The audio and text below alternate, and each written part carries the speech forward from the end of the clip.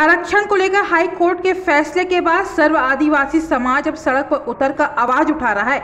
वहीं आज कांकेर जिले के पखांजूर, बांदे, कपासी, बडगांव क्षेत्र में आदिवासी समाज का महाबंद पूरी तरह से सफल दिखाई दे रहा है। क्षेत्र में सभी व्यावसायिक प्रतिष्ठान पूरी तरह से बंद है। आवश्यक वस्तु जैसे पेट्रोल, मेडिकल व दूध विक्रय को बंद से अलग रखा गया है। वहीं आरक्षण पर हाई कोर्ट के फैसले को लेकर आज भानु प्रतापपुर, आतंकगढ़, दुर्गो, कोंदल, परलकोट सहित अन्य विकासखंड मुख्यालय में आदिवासी समाज रैली निकालकर प्रदर्शन कर रही है। बताते चले कि क्षेत्र में सभी व्यावसायिक प्रतिष्ठान बंद रखकर समाज को समर्थन देने की अपील की है। सर्व आदिवासी समाज 32% आरक्षण के लिए आंध्र प्रदेश आरक्षण के सांसद कमजोर पेशा कानून आदिवासी फर्जी प्रमाण पत्रधारी पर कार्रवाई की मांग कर रहा है। आरक्षण के मुद्दे पर सर्व आदिवासी समाज कांकेर जिले के ब्लॉकों में भी चक्का जाम कर रैली निकली है। व्यवस्था देना है, जब समान आरक्षण पे आप ऐसे ही करते हैं, दूसरी तरफ आप सामान्य की बात करते हैं, समान अधिकार की बात, तो उधर भी भेदभाव। तो ये भेदभाव क्यों हो रहा है? केवल आदिवासी समाज टारगेट में क्यों है? इसलिए समाज आक्रोशित है। और आक्रोशित के बदौलत अभी जो ये हमारा ब्लॉक छत्तीसगढ़ में ब्लॉक स्तरीय कार्यक्रम है और ये बस्तर संभाग के जो है प्रत्येक जो 32 ब्लॉक हैं, ये वहाँ पर ये कार्यक्रम चल रहा है। यह धरना, आंदोलन, प्रदर्शन आने वाला समय में यदि सरकार सही ढंग से हमारी जो व्यवस्थाएं हैं उनको भी लागू नहीं करती, अध्यादेश ला के कानून नहीं बनाता, 9वीं अनुसूची में शामिल नहीं करता, तो इस पे आंदोलन आगे बढ़ेगी और उग्र रूप लेता जाएगा। इन्हीं भावनाओं के साथ हम लोग आज रोड पे आए हैं। संकेतित जो है बंद का आह्वान किए हैं। आगे रोड की लड़ाई भी लड़ने के लिए समाज तैयार है। देखिए, अभी पिछले महीने इस राज्य में 2 प्रकार के गाज गिरे आदिवासी समाज में।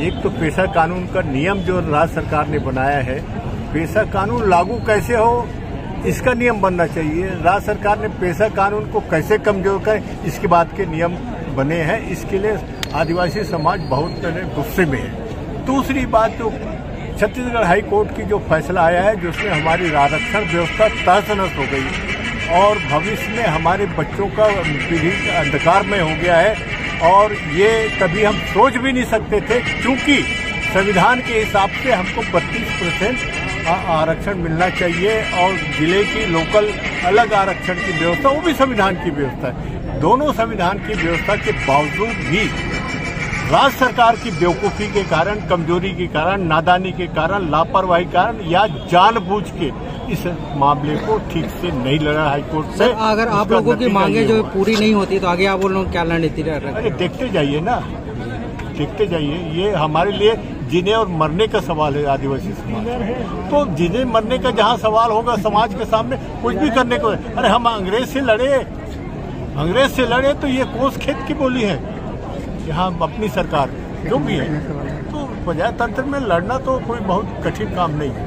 सर, गांधी जी ने सिखा दिया। सर, एक बयान आया है मुख्यमंत्री का, जिसमें उन्होंने कहा कि 2011 से लेकर 2018 के बीच में। हम तो पूछ रहे हैं 4 साल आप क्या करते रहे?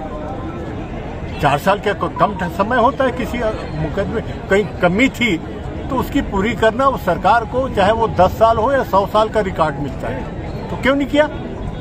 यानी इसके दोष उसको दो, उसको दोष इसको दो। अब दोनों दोषी हैं, बीजेपी भी दोषी है और कांग्रेस भी दोषी है। ऐसा नहीं, हम इतना मूर्ख नहीं है आदिवासी समाज इनके बहका में आ जाएंगे। हमने इसको गंभीरता से लिया है और हम नियत जान रहे हैं किसकी नियत कैसी है। नियत में खोट है, इसीलिए सब हो रहा है। और इसके लिए तो लड़ेंगे, जमीन की लड़ाई लड़ेंगे, ऐसा नहीं है।